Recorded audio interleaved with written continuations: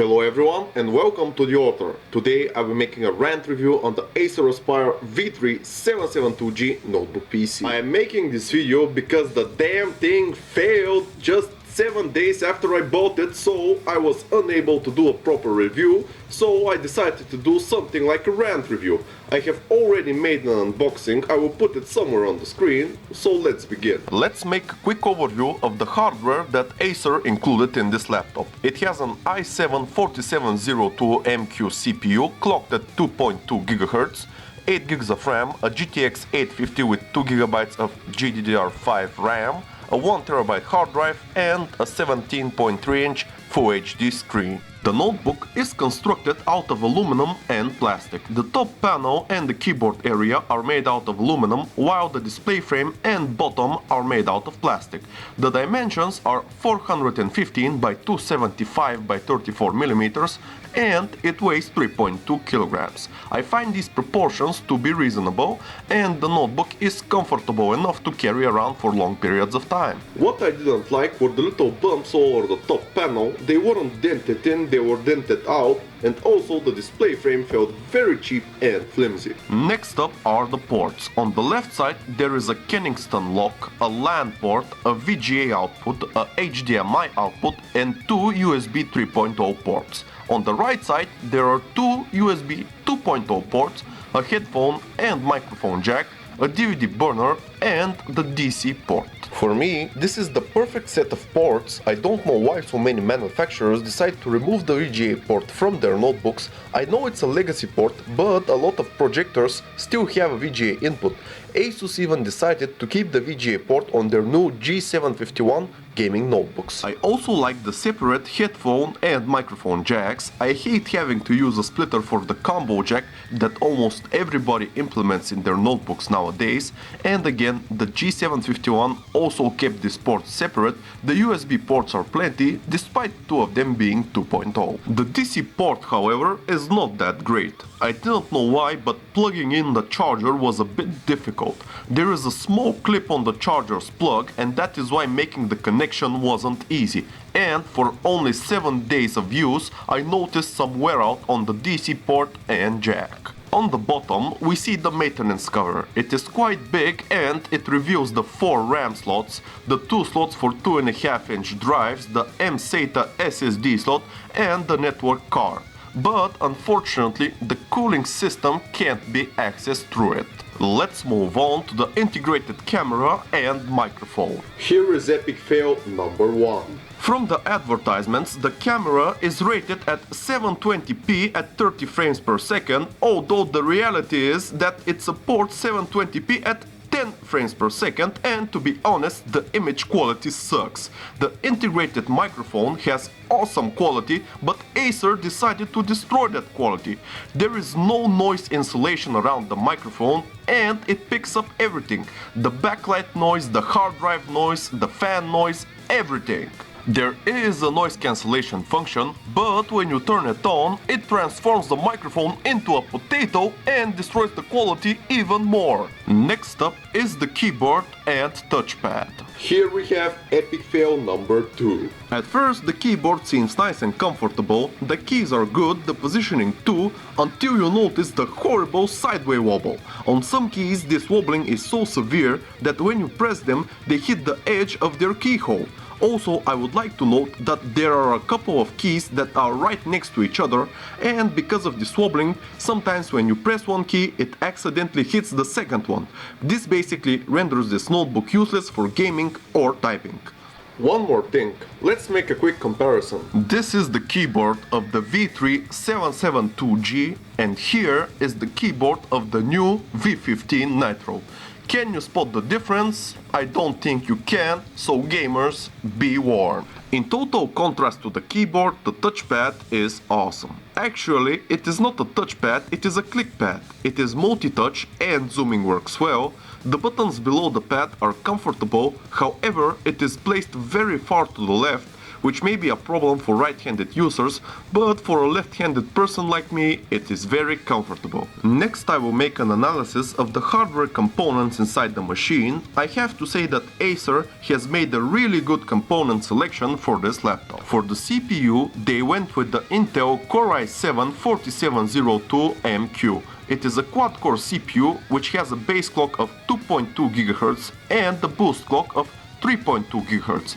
This is a high-end CPU and it can handle basically every task given the class of this notebook. It also has an integrated Intel HD 4600 graphics in the chip for graphics switching. For the GPU, they went with the Nvidia GTX 850, an excellent choice by Acer. Also, they decided to go with the DDR5 version of the 850, which is just 10% slower than the GTX 860 and 10% faster than the GTX 765. This card will handle all current games at medium to high settings depending on the game. For the RAM, they went with 8 GB of DDR3 1600 MHz memory by Hyundai, otherwise known as Hynix in the PC world. I expected to see something like a Kingston or an ADATA in this laptop, but Acer opted to go for Hynix memory. 8 GB is plenty of memory for games, multimedia or even some workstation tasks. For the hard drive, they went for the Western Digital Scorpio Blue 1TB hard drive. A good choice. I have to note that the notebook boots up really fast with this drive, despite liking an SSD. For communications, there are two options, the Broadcom BCM 43228 and the Atheros AR5B WB222. For the LAN, they went with the Broadcom BCM 57780. Without any exaggerations, this is the most supreme array I have ever seen in a laptop. I did a test using the TP-Link TL-MR3220 router. I did the test at 35 feet or 10.5 meters away, and there were 4 grounded walls between me and the router. I got 3 to 4 out of 5 bars of signal and a pretty decent speed. I have listed a couple of laptops that I have tested, and this one by far has the best wireless system I have ever seen. The LAN performs good as well. The audio for this laptop is delivered by 2 speakers which are located above the keyboard. The notebook supports Dolby Home Theater, which improves the sound in different applications. Overall, the audio is acceptable. It is loud, but it is not that clean. I would also like to note that the headphone amp is really good. I did a test with my SHP 1900s and the sound was awesome. The battery and charger. This laptop has a 120 watt charger and a 48 watt hour battery.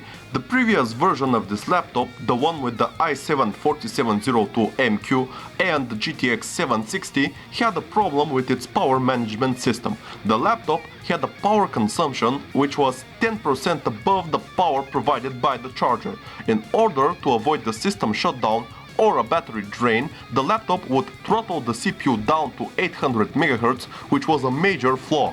In this model, this issue has been fixed. As for the battery is epic fail number 3. When I got the notebook, I did a proper first time charge and I also calibrated the battery. The battery would charge to 100%, but when I unplugged the charger, it would automatically come down to 90%.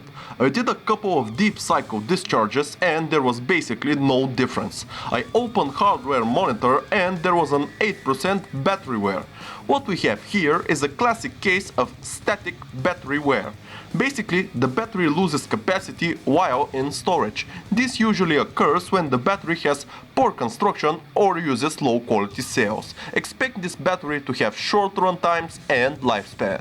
Now let's check out the notebook's upgradability. Again, Acer have done a very good job with this notebook. It supports two 2.5-inch drives and even a third one if you sacrifice the optical drive, a mSATA slot for an additional SSD and 4 RAM slots for up to 32 GB of RAM. Overall, this is a very expandable notebook considering its class. I have not confirmed this, but some users have reported an issue with the notebook's M-SATA slot. If you populate it, it disables the second 2.5-inch drive bay.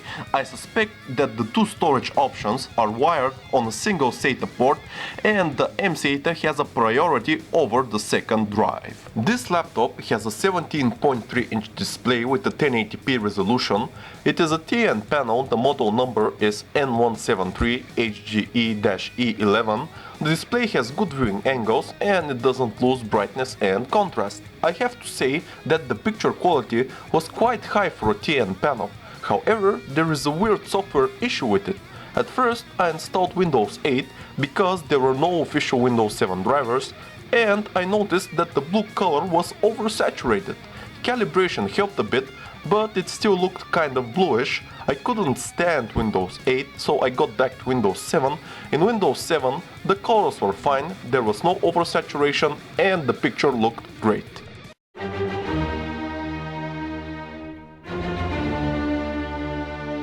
The display.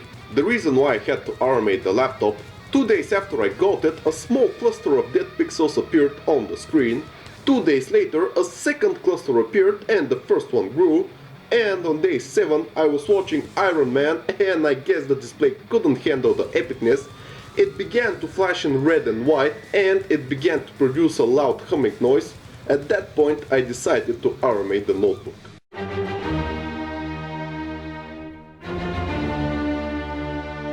So I got a replacement. I wanted to test it before I signed the papers, and guess what happened? The display on the brand new unit failed the same way as the first one while it was booting up. At this point, I just wanted a refund. Let's move on to the performance tests. As I said, the notebook died and thus the tests are basically none. I managed to do a temperature test and a battery runtime test. Let's start off with the temperatures. Despite being a single blower solution, the cooling does a decent job. At high loads, the CPU reached 85 degrees and the GPU reached 68 degrees. At peak loads, the CPU reached 92 degrees and the GPU 71 degrees. Next up is the battery life. Let's see the run times on this 10% worn out battery. At idle, it lasted 3 hours and 40 minutes. At low loads, it lasted 2 hours and 20 minutes. And at gaming, the runtime was less than half an hour. Pretty poor run times, but keep in mind that the battery has a capacity of only 48 watt-hours and it has some significant static wear on it. And finally, epic fail number 5 is the warranty conditions. In my opinion, some of them are a bit shady. Let me translate them. The appearance of some dead pixels on the screen is normal and is not considered a defect of the product. Surprise, surprise, I had the same problem. And how do I define some dead pixels? Let's move on. Battery specifications are only estimated. What? Deviations are not considered a battery defect. Well, in that case, just give me a 90% worn out battery, please. Anyway, improper use of the input devices are not considered a defect. In translation, if you are pushing our wobbly keys the wrong way, it's your fault.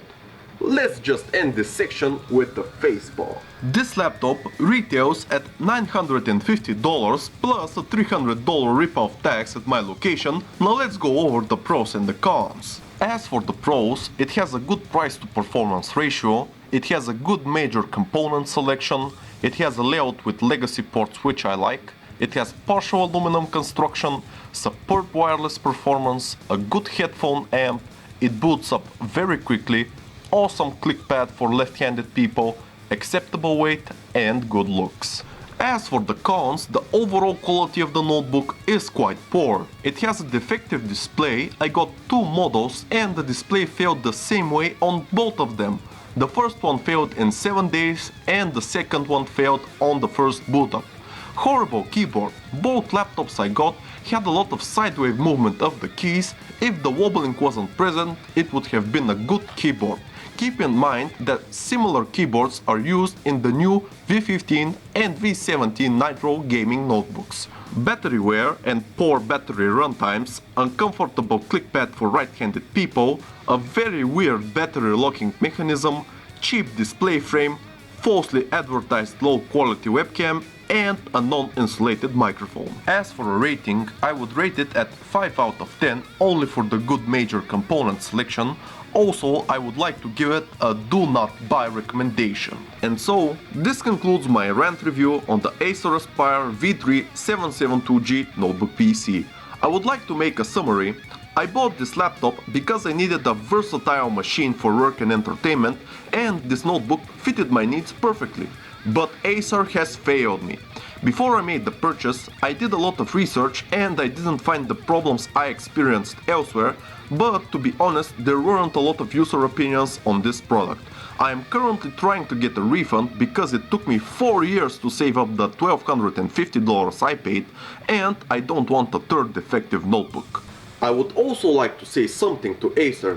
In Eastern Europe, you have a very controversial reputation. You are known for good low-end products, but you lack quality in the high-end department. I bought your product without any preconceptions and you failed to vindicate my trust. I don't condemn you, but you have a long way to go before you earn my trust and the trust of many others.